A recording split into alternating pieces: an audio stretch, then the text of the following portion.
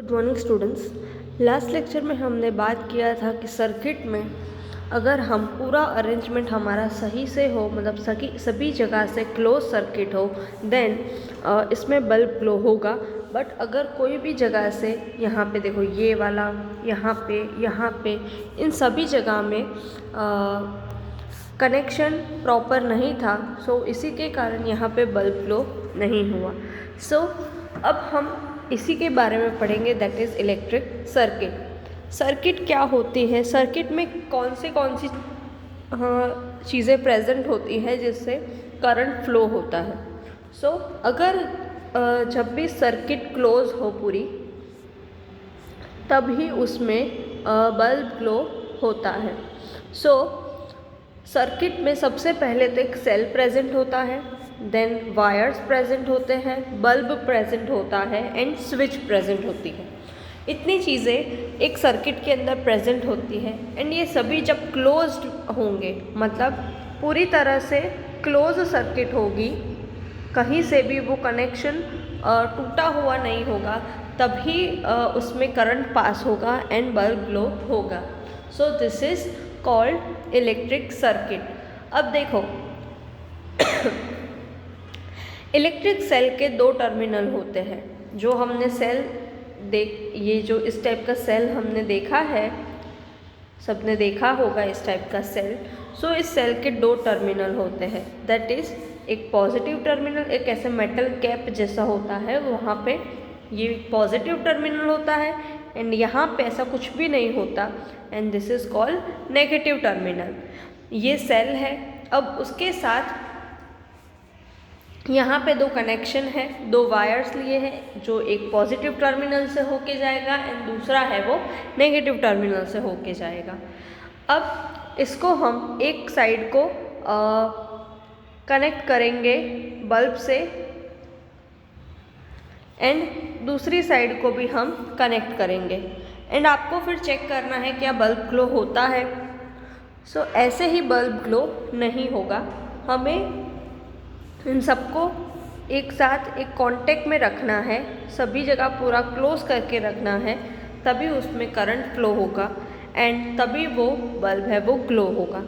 अब करंट की डायरेक्शन क्या होगी, तो करंट पॉजिटिव टर्मिनल से नेगेटिव टर्मिनल तक जाएगा, मतलब पॉजिटिव से स्टार्ट होके बल्ब में जाएगा एंड फिर नेगेटिव, मतलब पॉजिटिव से नेगेटिव करंट मूव होता है। कई बार ऐसा होता है कि हमने पूरी कनेक्शन सही से की होती है बट फिर भी बल्ब ग्लो नहीं होता। ऐसा क्यों? तो उसमें जो फिलामेंट है वो लूज़ होगा, या तो फिर हमारा जो कनेक्शन है वो लूज़ होगा, या कई बार बल्ब ख़राब हो गया होता है तब भी वो ग्लो नहीं करता। सो इस टाइम ऐसी सिचुएशन में हम कह सकते हैं कि बल्ब है वो फ्यूज़ हो गया है। हम कई बार देखते हैं कि हमारे घर पे बल्ब है वो उड़ जाता है।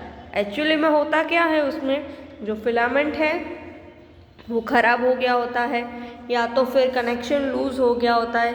इन सब चीज़ों के कारण ही जो बल्ब है वो ग्लो नहीं होता है, हम बोलते हैं कि बल्ब है वो फ्यूज़ हो गया है।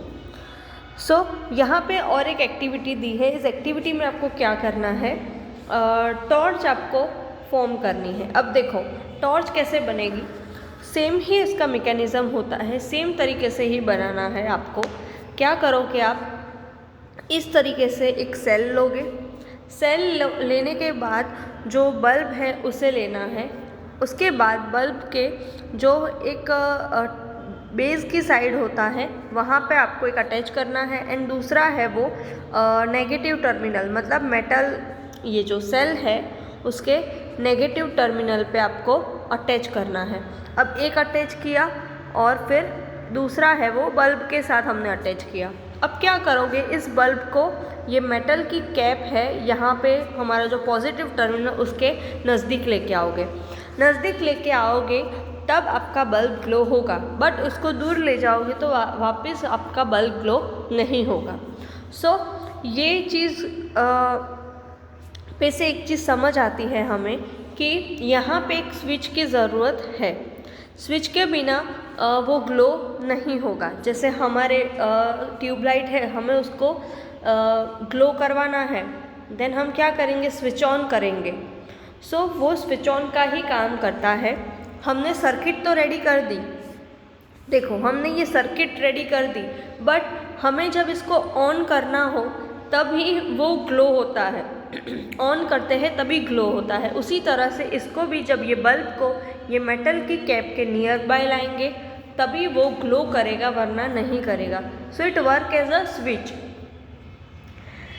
सो ये एक इम्पॉर्टेंट पार्ट है सर्किट का, स्विच। अगर हम स्विच नहीं होगा तो वो पूरे टाइम ग्लो ही रहेगा। सो हमें जब ज़रूरत ना हो तो हम उसे ऑफ भी कर देते हैं। सो यही इसमें होता है, और ये स्विच के बारे में हम नेक्स्ट लेक्चर में देखेंगे। हमने ये पूरी सर्किट देखी, सर्किट के पार्ट देखे, उसके बाद सर्किट की डायरेक्शन देखी, एंड कैसे हम पूरी सर्किट रेडी करके ग्लो करवा सकते हैं कोई बल्ब को, उसके बारे में देखा। अब इसका एक इम्पॉर्टेंट पार्ट बाकी है, that is electric switch, and उसके बारे में हम नेक्स्ट लेक्चर में देखेंगे। Thank you.